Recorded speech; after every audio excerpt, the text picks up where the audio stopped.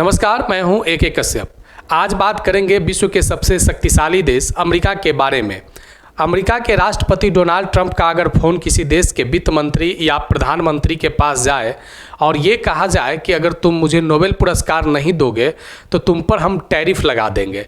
अब ये बात जब किसी देश के राष्ट्राध्यक्ष के कानों में जब गूंजेगा तो वह अमेरिका नहीं बल्कि डोनाल्ड ट्रंप का व्यक्तिगत स्वार्थ वहां पे देखेगा।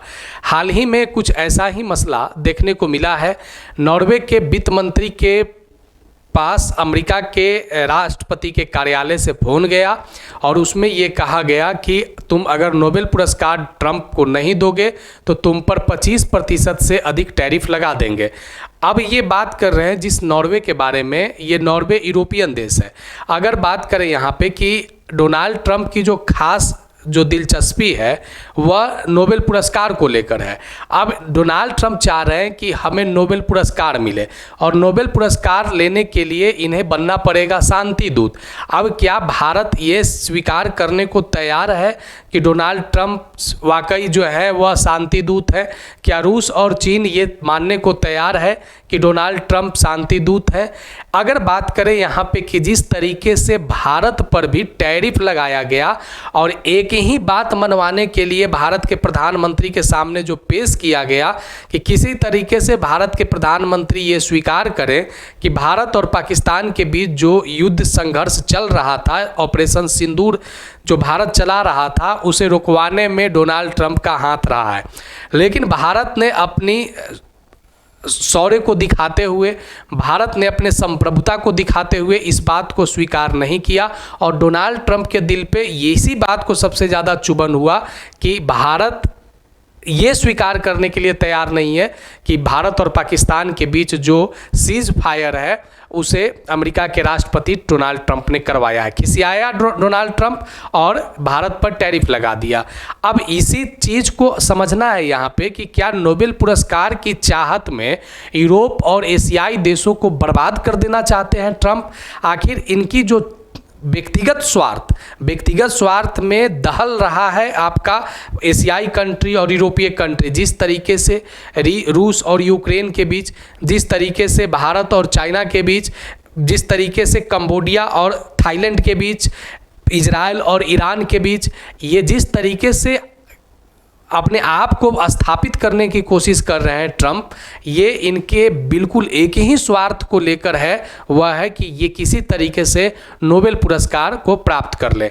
अब यहाँ इस चीज़ को समझना है कि ट्रंप ने जब नॉर्वे के वित्त मंत्री के पास फ़ोन किया तो आखिर नॉर्वे के वित्त मंत्री के पास फ़ोन करने के पीछे कारण क्या रहा होगा।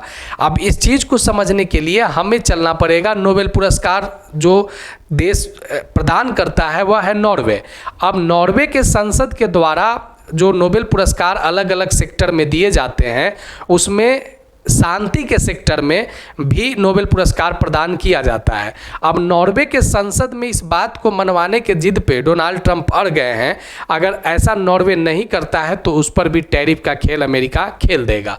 लेकिन अब इस चीज़ को ज़रा देखिए कि ट्रंप अपने आप को इस तरीके से पेश कर रहे हैं क्योंकि ट्रंप का कहना है कि हमने हाल ही में 2025 में 3 देशों के युद्ध को सीज फायर करवाया है और उसमें इन्होंने चर्चा किया इजराइल और ईरान का। आपने देखा होगा कि 10-12 दिनों तक ये युद्ध चला था इजराइल और ईरान का, बाद में फिर सीज फायर हुआ।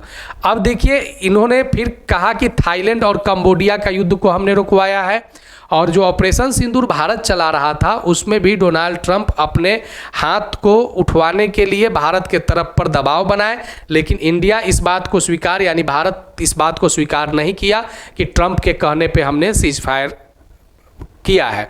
अब यहाँ पे इस चीज़ को ज़रा समझना है कि ट्रंप इन 3 देशों को एकदम हवाला दे रहे हैं कि हम ही ने यहाँ जो भी कुछ किया सो हम ही किए।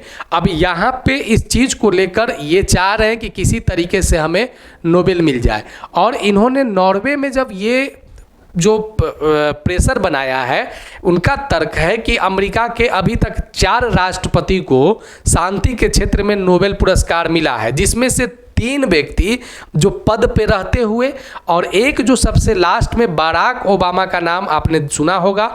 बराक ओबामा जब अमेरिका के राष्ट्रपति के पद से कार्यकाल खत्म करके हटे थे, उसके बाद उन्हें नोबेल पुरस्कार दिया गया था। यानी अभी तक अमेरिका के व्हाइट हाउस से संबंधित अमेरिका के 4 राष्ट्रपति को नोबेल पुरस्कार मिला, जिसमें से आप यहाँ पे देख सकते हैं Theodore Roosevelt, Woodrow Wilson, Jimmy Carter, ये तीनों को अमेरिका के राष्ट्रपति के पद पर रहते हुए मिला था।